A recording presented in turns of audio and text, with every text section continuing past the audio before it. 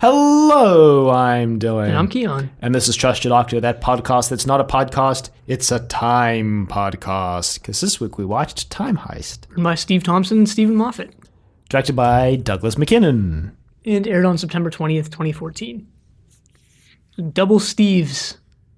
Steve and Steve. The team of Steve. The dream team, so to speak. The Dream Steve team. DST. Daylight Savings Time. Anyway, Steve Thompson previously wrote The Curse of the Black Spot and Journey to the Center of the TARDIS. I was going to say, I immediately forgot what it was, but I didn't. Well, it's just that forgettable bull of a story, Journey to the Center of the TARDIS was. Yeah. Unlike this story, which I loved. At least in comparison to the other 4 episodes this season. It was okay. It was like number 2 for me. Still listen more. But it was all right. This was all right. It wasn't bad. I really liked it. I thought it was a lot of fun.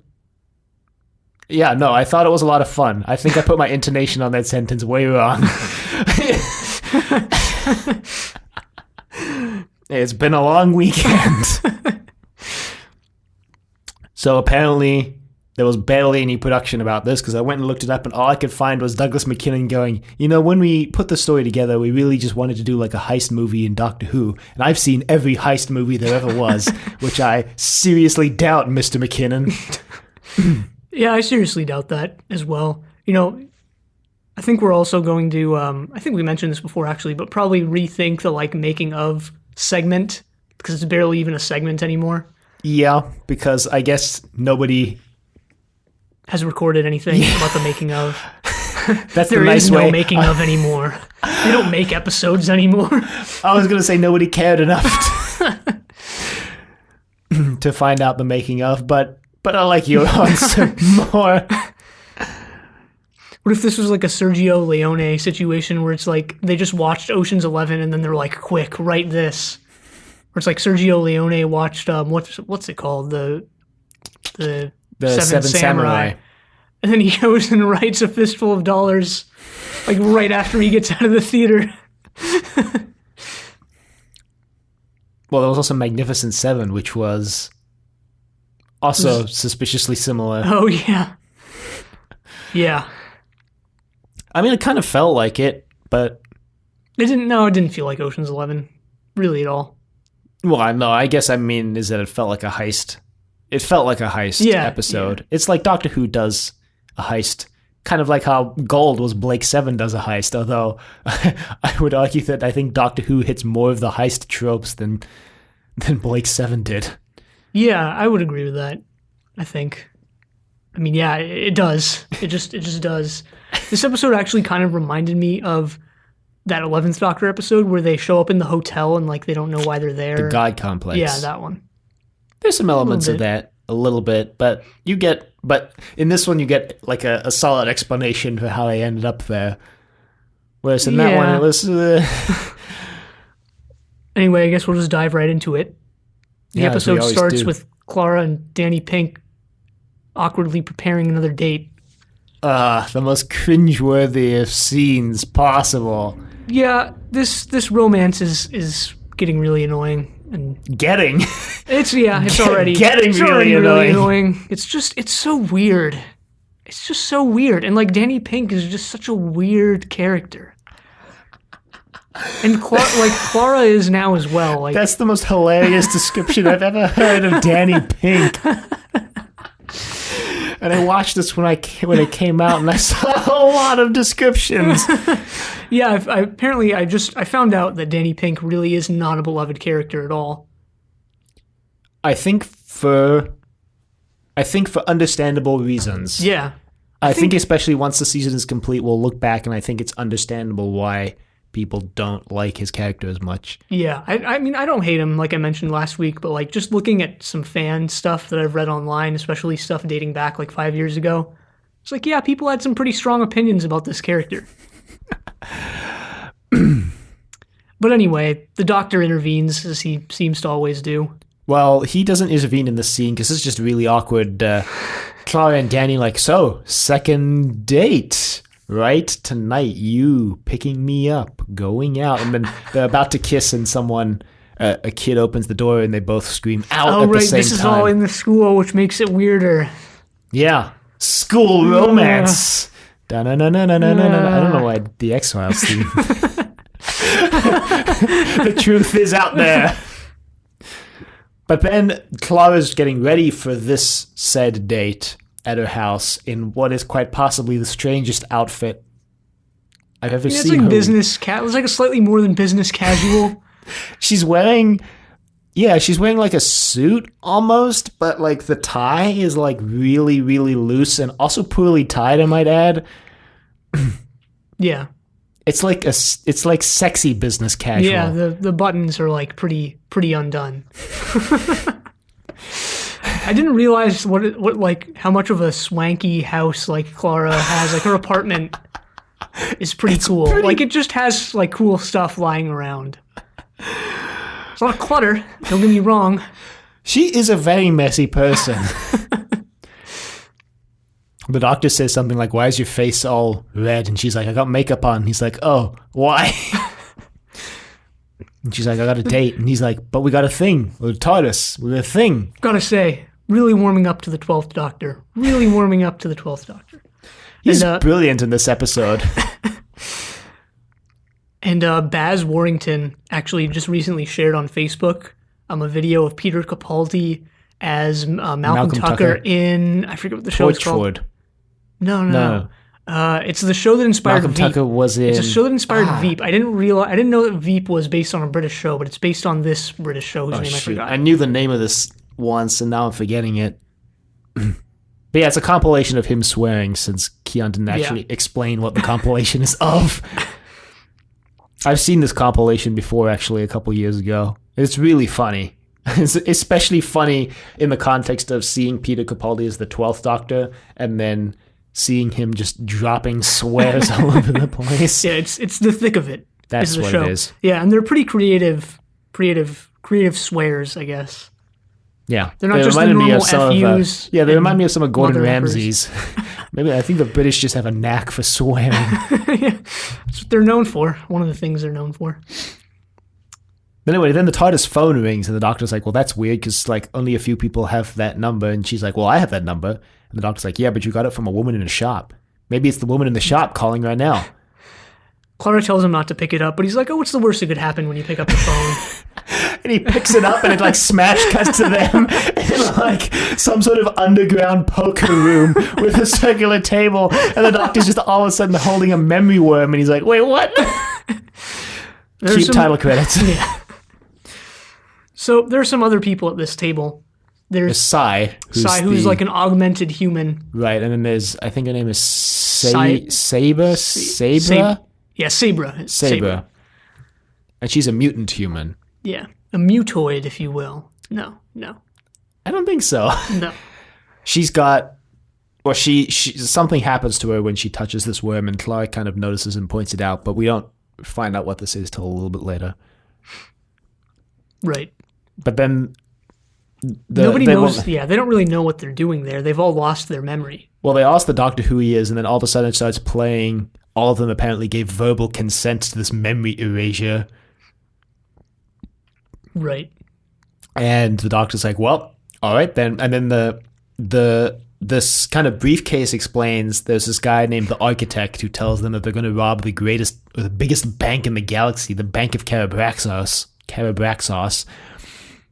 And they'll find out what they're actually stealing from the bank later on.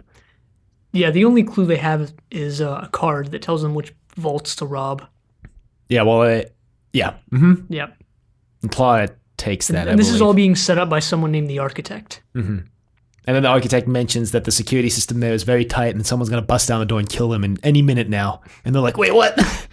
And then they hear banging at the door, so the Psy downloads the data from the briefcase, and then they run.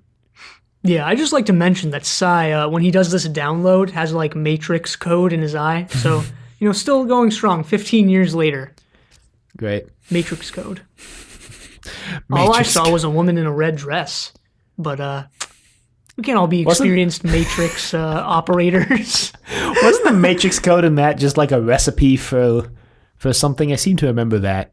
I don't remember. That the Wachowskis like used a recipe for, I don't remember what now, as the Matrix code. But anyway. So they run, and they kind of confront each other and explain what they are, and this is when we find out that Psy is cybernetically enhanced. But if the implants on the side of his face weren't enough to give it away. But he also reveals that he doesn't, because the doctor's like, you didn't need that memory worm, did you? And he's like, no. And he explains to Clara that he, at some point, was being tortured and wiped all memory of all of his friends and family. Right. This comes back later. These characters were pretty cool, I guess. Yeah. Well, they're pretty fleshed out. They had good motivation. Yeah. There's, like, I could see these characters failing if there wasn't the stuff with, like, Psy, and then he confronts the teller later on and has, like, his little monologue. Yeah, and then Saber reveals that she can take the form of anybody whose genetic material she touches, basically. Yeah.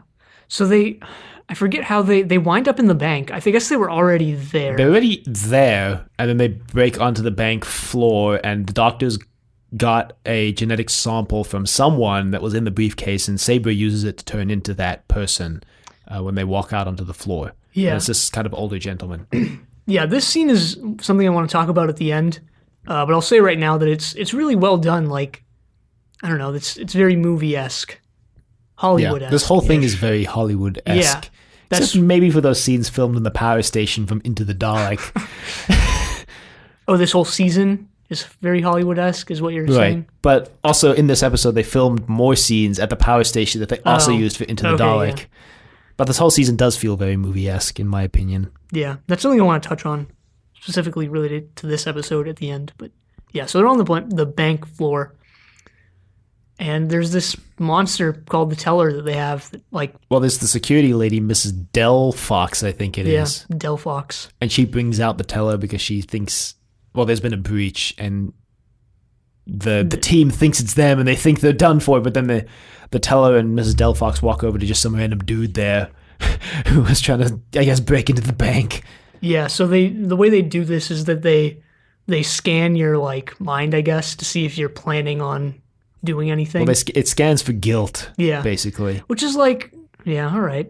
I guess, like, if you walk into a bank that's, like, known as the maximum security bank, like the best, like the bank that has the highest security in the universe or whatever, aren't you going to think, like, man, what would be, like, a strategy to, like, break in here? Or, like, wonder if anyone's done it. I wonder if their, like, scanning equipment, like, picks that up and, like, just destroys you. I don't know. Because what happens to this guy is actually pretty freaky.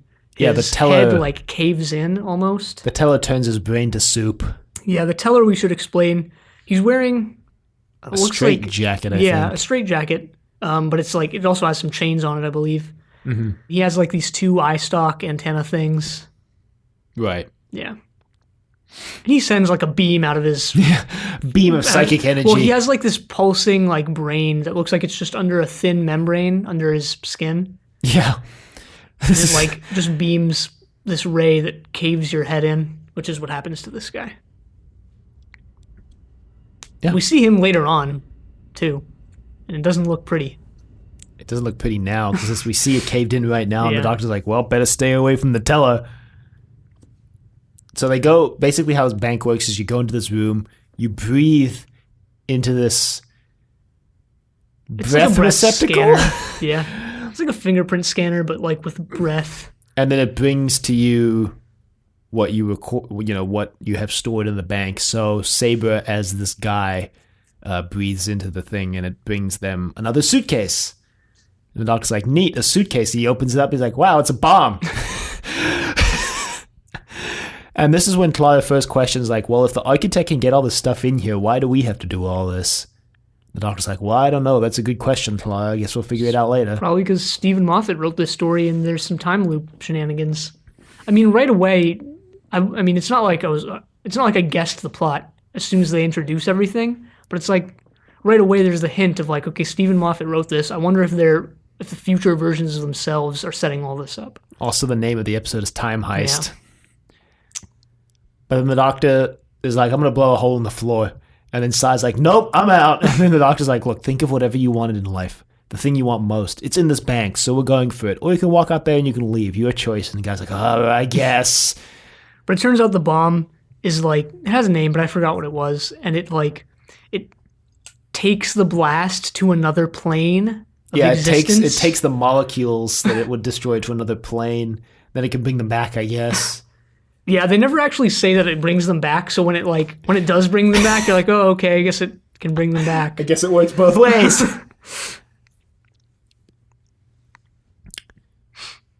Hey, trust works both ways. Just watched Rogue One last night. Finally. Yeah, that was a line from the movie. Right. They said it like twice, so yeah, there you go. Worst Star Wars movie. Still a good thing they cut that line from the trailer out. This is a rebellion, right? I rebel. When they ask Jin what she does for a living. Yeah. It was actually worse than I thought it would be. That's all I'll say about it for now. For now. Wow. What a tease.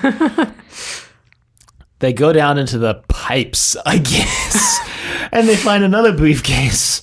Well, we forgot to mention the added tension of this scene because there are people on their tail as they're about to, as they're arguing over the bomb, some people are coming in to get them.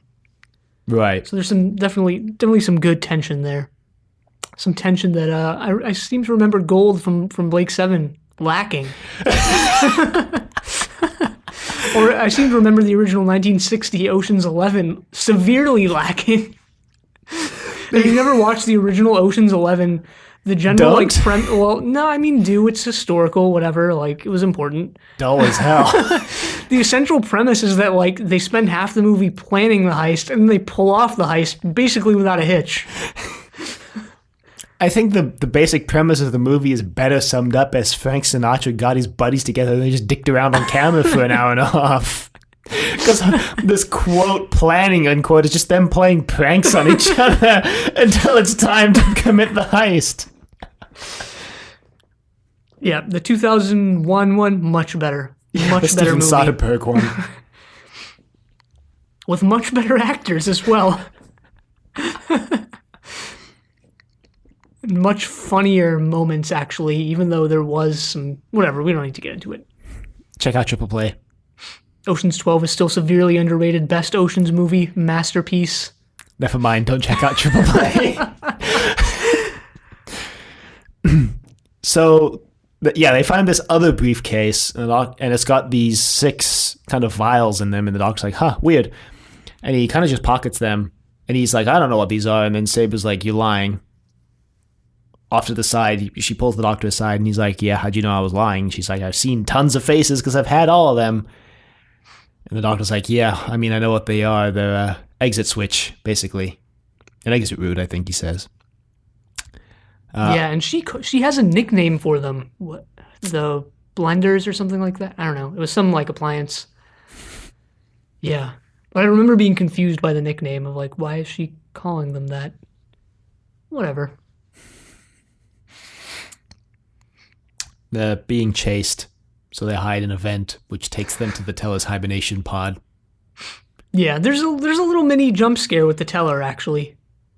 Right, because you don't know what's in the room, and all of a sudden, it's me, eyeballs at the end of my antenna. So they run around for a little bit. But it's good running around. Yeah, well, so they're in this room, and then it locks on Clara. The doctor's like, gotta keep your mind blank. But it latches onto anything, it'll wake up, and then Clara fails to keep her mind blank, so they try to run away, but then it latches onto Saber, and she's in pain. And the doctor goes back, and he tells her that he doesn't have any way to save her from being soup, but she's like, well, you have that exit switch, or exit route, right? And he's like, I guess. So he gives it to her. Right. And she gets vaporized. Yeah. I thought she was dead. Yeah. Do you think she was dead? The first dead? time I watched this, yeah, I did. Yeah. I mean, obviously, since I've seen it already, I knew she wasn't, but... Yeah. First time I watched it, I was like, wow.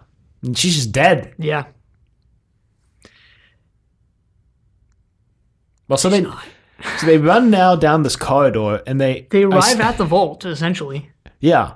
But they're running down this corridor, And Psy splits off to hack into the vault, right? I guess that's his the reason why he's skill. there. Yeah. He's the Villa of the team. So what's Saber? The Callie, I guess. Okay, yeah. Well, I don't know. I mean, psychic powers, shape-shifting powers. Kind of. So he's Maybe hacking. she's Travis. That disguise in Voice from the Past was pretty great. If by pretty great you mean pretty poor. But then they split up. Blake 7. We I all actually do. Like, it's We the all one do. show that like ended that I actually miss. Every other show I've had like no feelings towards when it's over. We all miss Blake 7 this day. They split up, and I swear to God, they used the same corridor, and from the exact same angle, and just used different colored lights to make it seem like a different corridor because it looks dead identical. Maybe they're just running in circles. That classic BBC budget coming into play. Still, I mean, that's the thing. Like, even though there's like, we say like, man, Doctor Who is basically movie quality at this point, there's still remnants of that shoestring budget. Don't think you'll ever outgrow that, to be honest. I kind of like that. It's like when I started watching Doctor Who in HD, it felt so wrong. But now it And feels so right. It. I watched it not like, even after the show went HD, I didn't watch it in HD until this season, actually. No wonder it feels more movie quality to you. Yeah, it's very true. Or I guess just true. I don't think truth is like gradable. I don't think something can be like very true, right? It's either true or it's not. No, it's very true. Anyway, there's another tense scene because the vault has a countdown on it to open. Well, And it's because it's in this very snarky voice. It goes like 25, 24, 23. because there's like 25 locks and they're all opening in succession. Right. And then it stops on, well, before it gets to one, actually, the teller's locked on Clara, but then Psy calls the teller over and he starts projecting images of famous criminals on the walls. I don't know if you noticed or recognized any of them, but the only one I recognized was the gunslinger from a town called Mercy. Huh.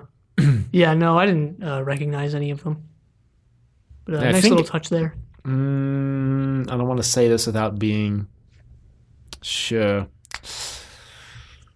For once. We've said so many things without being sure on this podcast. I was going to say because I think Sabalam Glitz is one of the images he shows. Huh. No, Absalom Dak, a comic character. That's the one I'm thinking of with an extremely confusable name. Maybe he's somehow related to Sabalon Glitz. Perhaps. But yeah, I reckon the gunslinger from Town Called Mercy is in there. Yeah. So Psy has this like pretty cool monologue. Pretty badass. He goes out on his own terms. Yeah, he so says, we think. Yeah. He says that, well, he tells Clara, like, hey, you know how people have their loved ones flash before their eyes, like, before they're about to die? Well, I'm having no one flash before my eyes right now. Because I erased all of them. Yeah. And then the teller zaps him. Soups him. But then he uses his exit route. Yeah.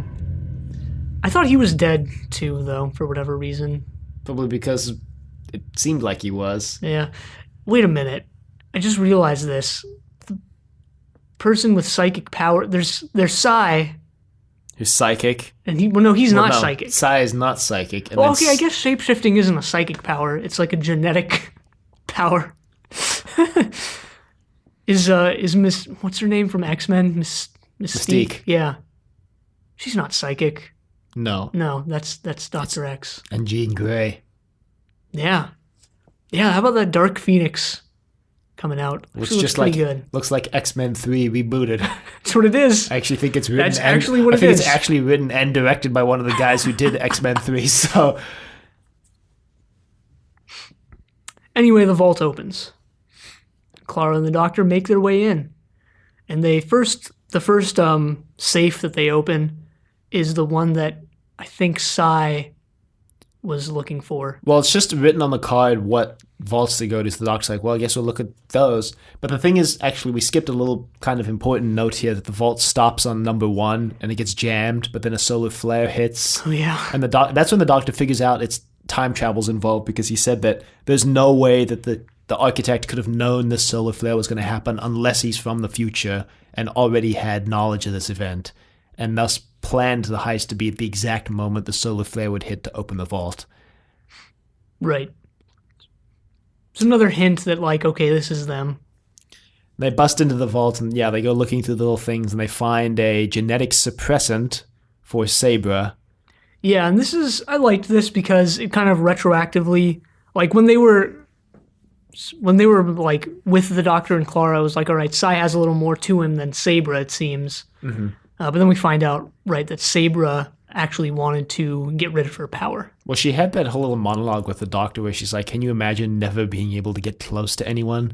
Like, can you imagine? Yeah, she has that line, like, what was it? Like, you can't trust. Can you trust yourself seeing yourself out of your own eyes or something like that? Yeah.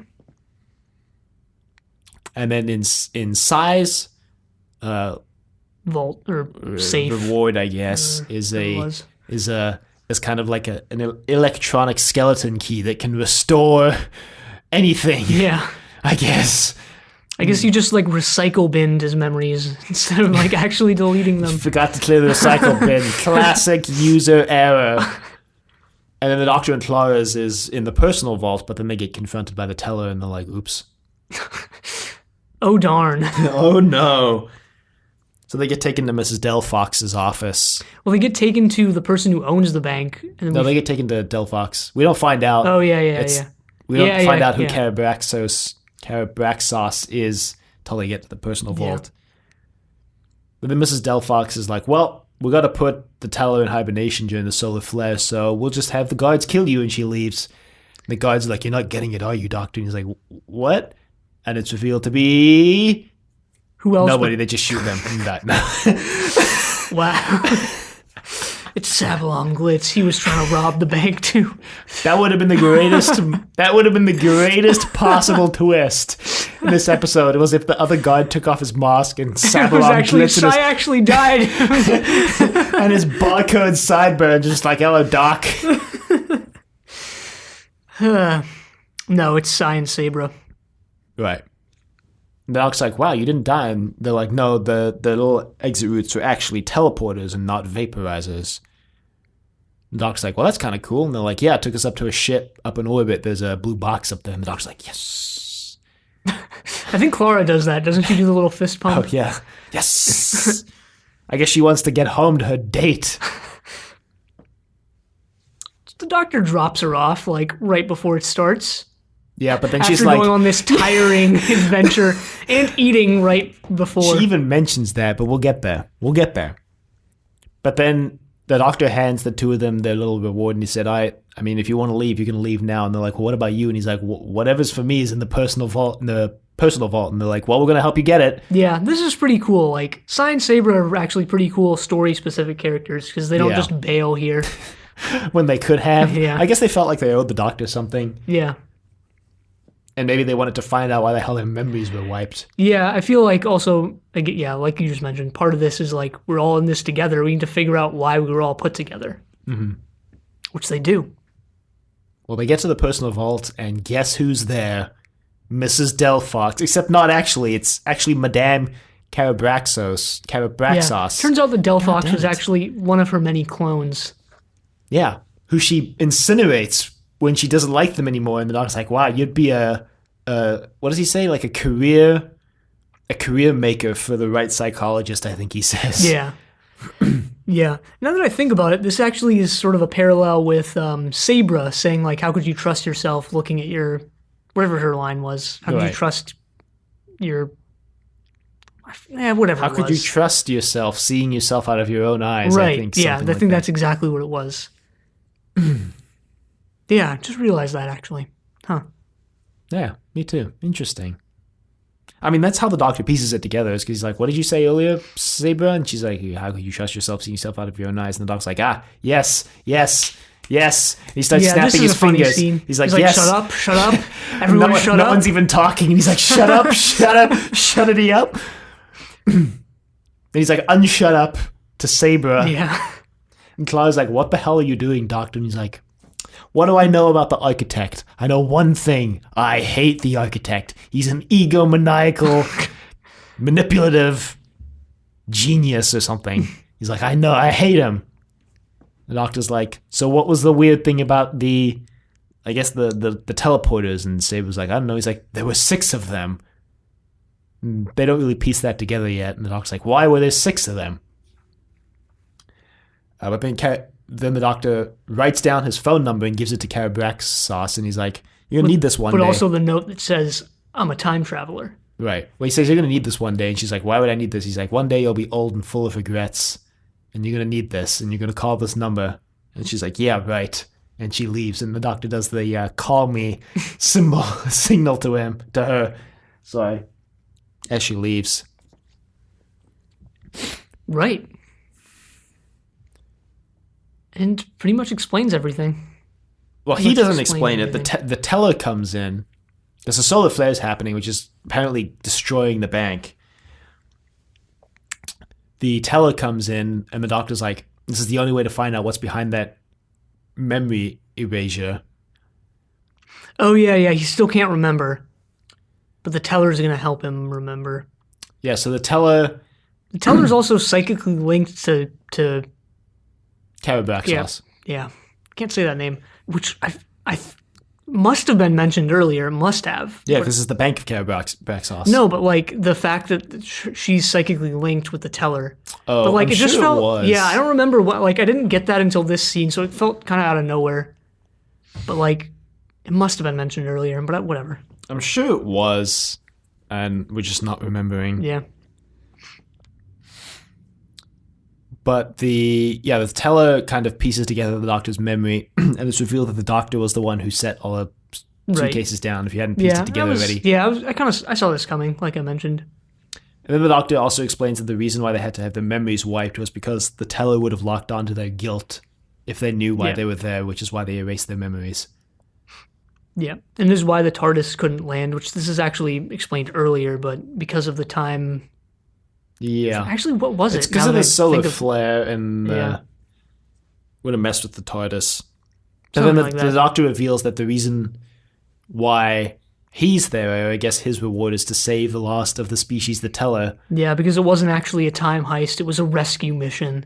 Right. I liked that line. Yeah, I did too. This was my favorite part of the story, where they find out where you find out that, they were just rescuing what the teller's most precious thing that it has locked up and was basically being held hostage was, which is the other of its species, because we forgot to mention, pretty important, that the teller was supposedly the last of its species. Right. So, well, earlier, because the doctor mentioned, like, how do you keep the teller under control? And Mrs. Delphox says, well, everything has a price. And the doctor says, well, what's the price if you're the last of the species? And then it's revealed now that how they kept the teller in line was because his, I guess, mate was being chained and locked up in the personal vault. Well, we have to assume that, like, for any of this to work, that it's his mate. Because it's like, all right, what if the tellers reproduce, like, through cloning or whatever? Then it doesn't really matter if it's the last of its species, right? But I think, like, the implication here is, like, okay, the species is now, like, revived. Right. Well, we see him drop them off. Yeah, on Naboo. Just kidding. Well, so the doctor then, and that's actually why there were 6 of the teleporters, is because it was the 4 time heisters and then Mr. Teller, I guess. That should be like a show, Time Heisters. Time heisters. It should be like time travel heists like this. It would get pretty old pretty quickly. Yeah, the conceit would fall apart pretty quickly. Actually, I don't know. They could do like one little time travel trick every episode, but it would be hard to like actually make interesting. And it would still kind of get old pretty soon, I think. You could do like one season, I think. You can do like 6 episodes, probably max. Just make a season of Doctor Who where that's the premise. I mean... Could. That's basically what Key of Time should have been. For being honest here. I guess, yeah. In my opinion. Should have just seen the Doctor pulling off 6 incredibly impossible heists. Can you imagine the 5th Doctor in this story? Or the 4th Doctor? But yeah, so they teleport up, and then the Doctor drops the tellers off, I guess. Yeah, we get some awkward scenes now in the TARDIS with them like joking around and eating fun Chinese food. Space Chinese food. Yes, all right, space Chinese food. There's a very big difference here. It's space Chinese food from space. Right. The Doctor drops him off, and it's, I don't know, I liked it because it kind of showed that they had all become friends now through this experience. Because Sai's like, hey, if you ever need another bank robbed, you know who to call. The Doctor's like, right, if I ever need another bank robbed.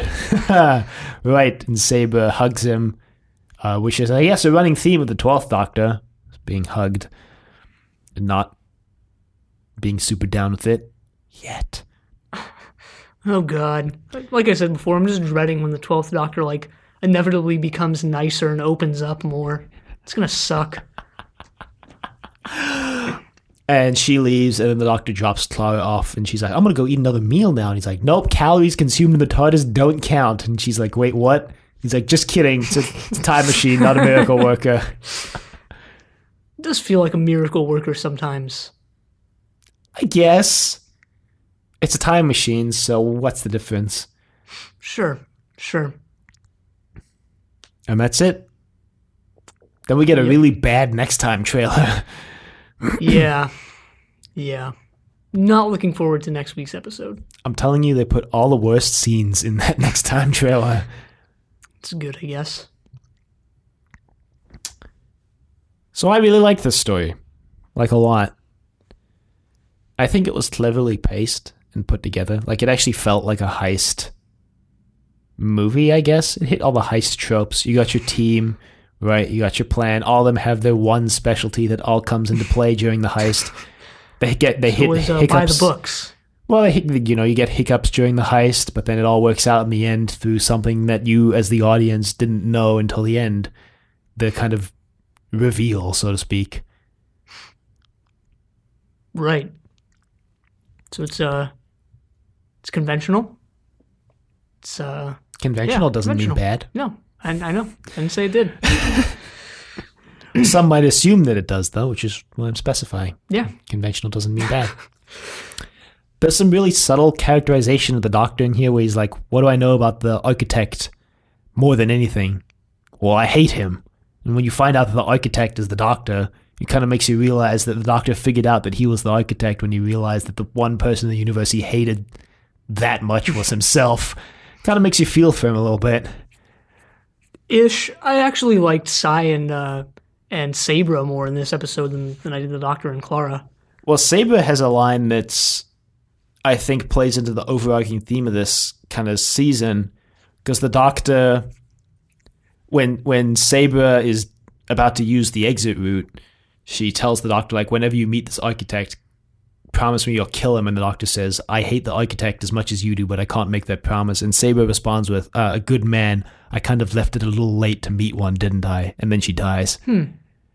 It's interesting to see where all that goes. Because, there's been this whole season where the Doctor's always asking Clara, like, am I a good man? Or... Yeah. And that was a big thing in Deep Breath and Into the Dalek. And then in Robot of Sherwood, it was that whole thing where the Doctor doesn't think he's good, but he becomes a legend in his own right, much like Robin Hood. Yeah. Kind of this theme. So that's even actually more of like the key word this season, more so than like Missy in the Promised Land. Yeah, the Promised Land. Yeah, because we didn't get a Missy or Promised Land. Well, did we? I didn't notice any. So maybe it was like one of those subtle ones that you only noticed the second time around. Yeah, I don't want to spoil it. Okay. Yeah. Unless you want me to tell you what it was in this episode. No, don't. Okay. I'll probably realize by the end of the season, I'll be like, oh yeah, Time Heist, that happened. Or not, or I'll just completely forget. Anyway, like we mentioned before, there's a very, this whole season has sort of movie-like quality, or it feels very Hollywood-ish at times. Right, which again, also not bad. And this episode, maybe because of the whole heist thing, feels like it plays that up even more. But I don't know, like, that's a good thing in some ways, but I also kind of miss... Like, even just ignoring the classic show for a minute and its, like, own shoestring budget and, like, and all of that. 240p. But just even stuff like The End of the World, where it's, like, all these weird aliens walking into, like, Toxic by Britney Spears. And it's, like, that kind of stuff is, well, like, in the moment of watching that, I was like, what the heck is this? Like, this kind of sucks, but, like, I kind of miss it. So you're saying you're having nostalgia for something you watched, like, a year ago? 2 years ago, yeah. It was 2 years ago. We started the classic show like June 2017. You mean the reboot? Yeah, the reboot, yes. I don't know, but I think it works for this episode in particular because this is an episode that's the plot is very like Hollywood, I think. Yeah, well, it's a heist thing. Right.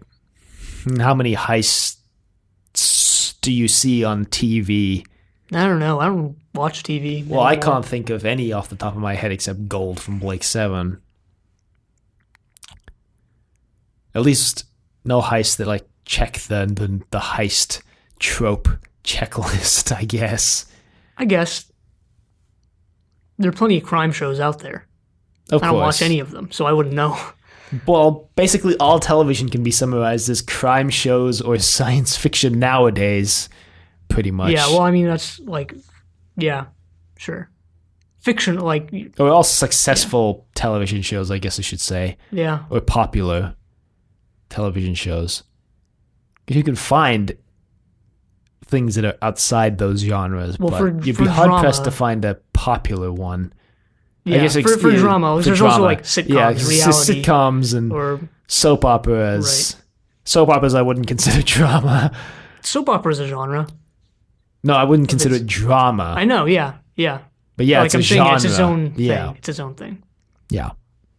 Because they're just so campy. We should start an EastEnders podcast. No. We'll be here for the next 20 years just to get to where the show is now, let alone the next 20 years of episodes.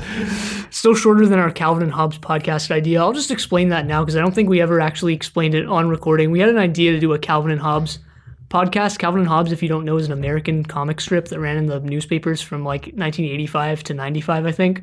And so. If you did one of those per week, it would take like 70 years to finish. I think I calculated at one point. New content every week until we die.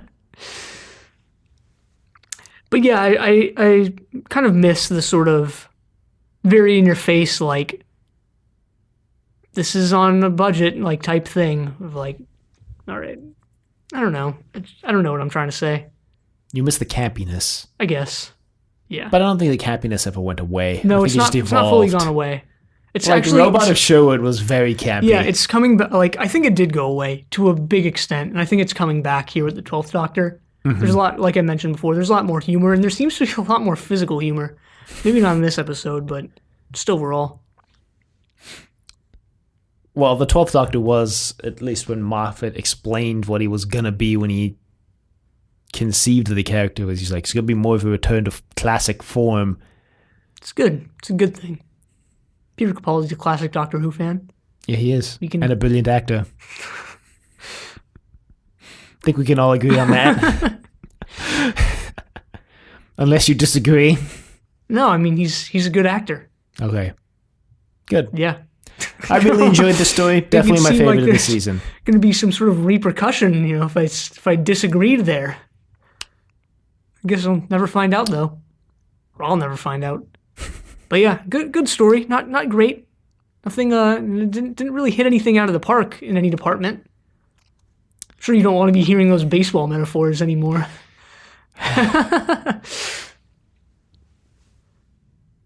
But that's all I have to say. Yeah, me too. So we have an email this week to respond to.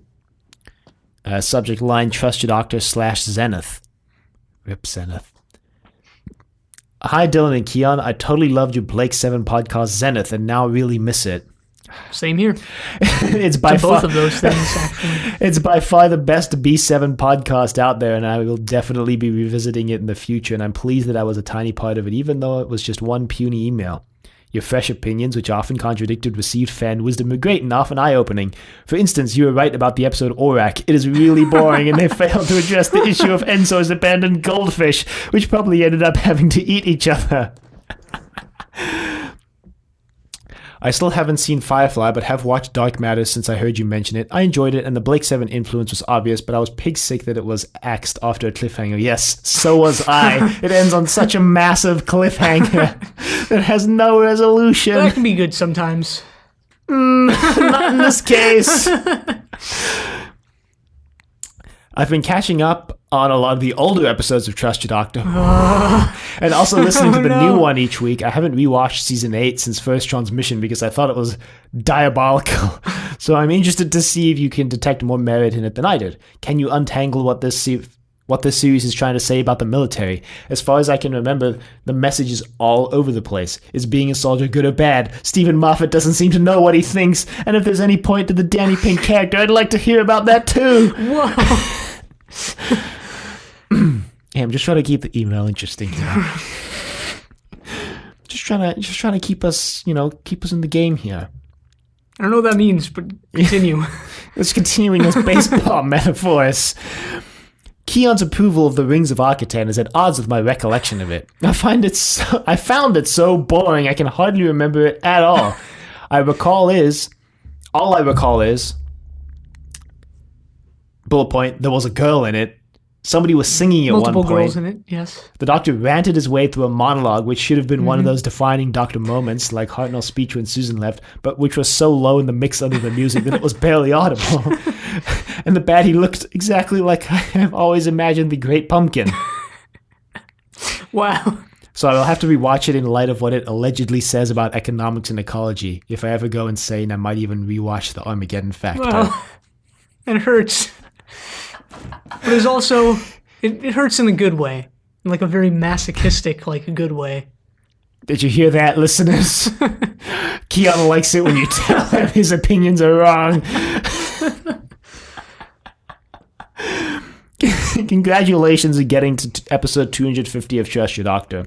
This is a real achievement. Thank you, especially for a weekly podcast, and I commend you for your persistence, particularly since it sounds like you're disappointed with audience numbers. I agree with Sergeant Drano, so he spelled it out, which was unusual, at least for me. I'm not used to seeing it spelled out. Sergeant Drano, that your episode titles might contribute to this.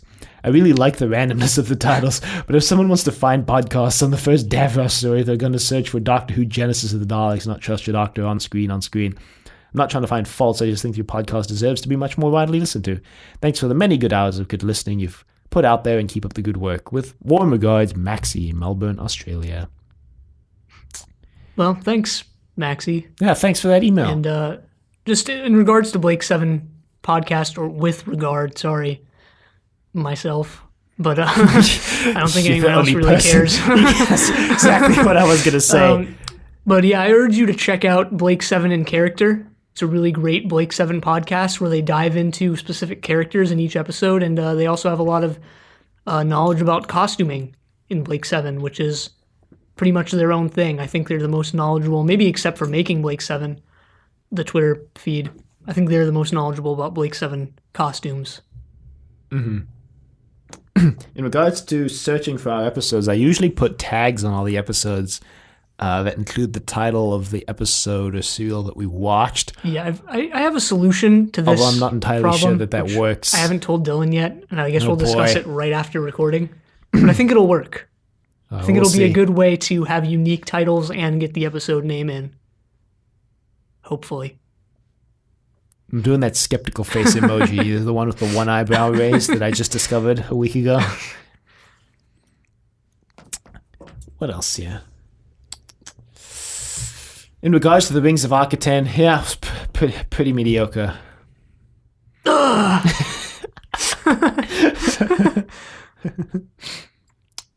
I'm glad you checked out Dark Matter.